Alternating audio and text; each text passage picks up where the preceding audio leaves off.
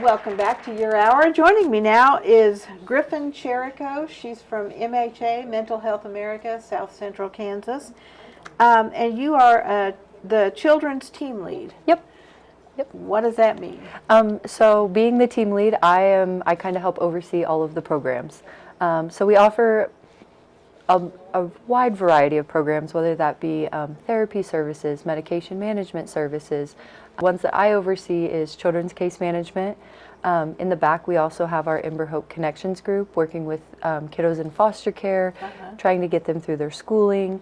And then we also offer the CBI program, which is Children's Behavioral Interventionalist. Okay. That's working very direct with the families and the kiddos.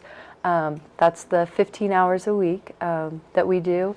And then we also offer attendant care and PRI, which is extra support added into that case management piece, just so we can wrap around and support the family as much as needed. Okay. So being the team lead, I get to help oversee those and make sure that everything's running correctly and smoothly, really helping my case managers out or any of my staff when they need extra help with things.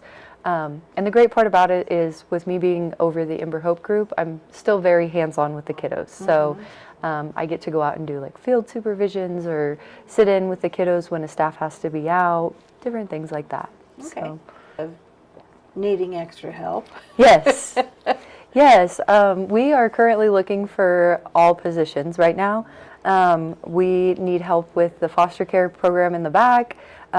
We need community-based workers as well. With the case management piece, that is a community-based service. So with that being out in the community, they would spend part of the time at the office, part of the time directly in the school with the kiddos in the community or in the homes, providing those services. So we have a lot of positions that are open right now, and we're looking for people that love working with kids, love mental health field and things like that. Whether that be supporting them in the school, supporting them in social, emotional situations, even just helping them to get into therapy or get those meds that they need and things like that. So if someone were to apply to fill one of those positions, what kind of training is available? All of our case managers or Ember Hope staff that come in, or anybody that we have, they all come in, we would interview them and things, and then we have a week of onboarding that they do. And so in that onboarding, they would go through a wide variety of trainings. We offer CPI trainings. We offer all of our trainings through KDADs. So we have different trainings that are set out in that original orientation week.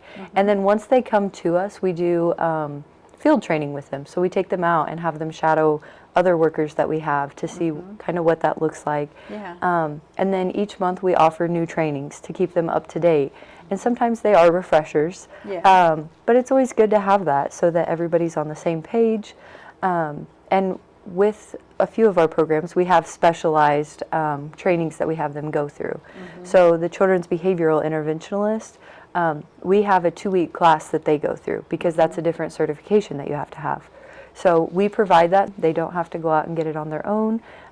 We have somebody in-house that is able to help get that situated and things. So once they get through that, like I said, we have them go out and do some field supervision, some shadowing and things like that. And then I would send them out. And for the first couple weeks, I usually go out with them, or I have a staff go out with them to ensure. And then after that, they get to do it pretty much on their own. So, but they also have support when they need it. Right. Yeah, we always make sure that they feel comfortable going out to do the job. We never want to throw somebody out and just, well, there you go. Sink or swim, toots. Right? Yeah. So we always try to make sure that they have plenty of training, that they have all the information and resources that they need.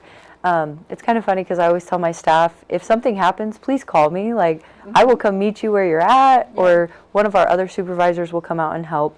Because sometimes there are situations that happen that nobody anticipated. Right, and sometimes they're very chaotic, and I don't necessarily always have the answers either, but just supporting the staff through that and helping them to support the clients through it, or where we need to go, it's a big part of it. So, well, because a lot of times you have to make a pretty important split second decision. Yes. And sometimes you're just really not equipped. Right. And that stands true for everybody. Yeah, and a lot of our trainings, we always tell them, be ready to pivot.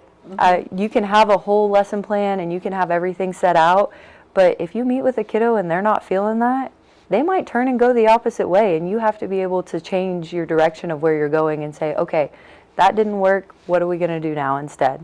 So that's a very big part of this job, is being able to think very quickly on your feet, being able to change and pivot if needed.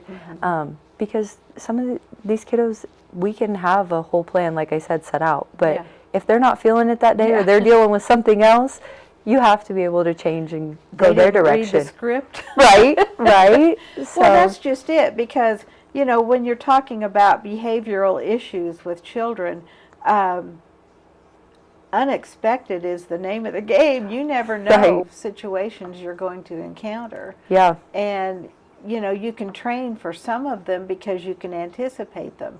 But the ones you can't anticipate, that's tough. It is. I even know sometimes there's different situations that come up at the office or out in the field, and I have staff that'll call me, and I have to kind of think for a second. I'm like, hold on, let's go back. And so I even get stuck in that spot too sometimes. And really just giving them that support, or going to find the support that we need for the situation, is a big part.